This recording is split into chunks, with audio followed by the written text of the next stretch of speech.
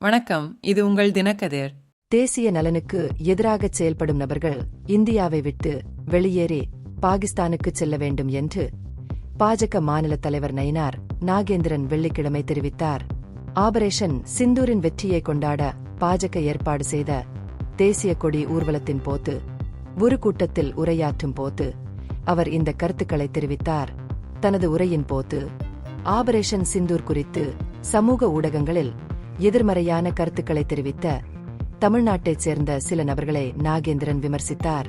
இந்த நபர்கள் தங்கள் சொந்த நாட்டுடனான ஒற்றுமையை காட்டுவதற்கு பதிலாக பாகிஸ்தானின் கவலைகளில் அதிக கவனம் செலுத்துவதாக அவர் கூறினார்.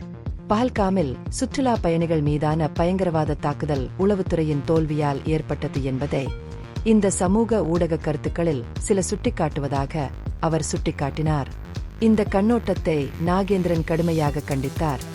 இதுபோன்ற அறிக்கைகள் தேசிய ஒற்றுமைக்கு எதிரானவை என்றும் இந்திய படைகளின் முயற்சிகளை அவமதிப்பதாகவும் வாதிட்டார்.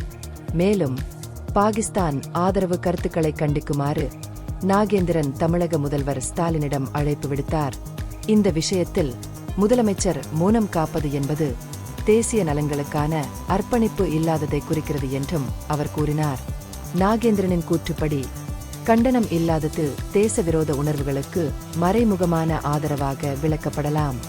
நாகேந்திரன் மற்றும் பாஜகவின் முன்னாள் மாநில தலைவர் கே. அண்ணாமலை தலைமையில் நடைபெற்ற பேரணியில் கட்சித் தொழிலாளர்கள், பொதுமக்கள் மற்றும் பள்ளி குழந்தைகள் உட்பட கணிசமான எண்ணிக்கையிலானோர் கலந்து கொண்டனர்.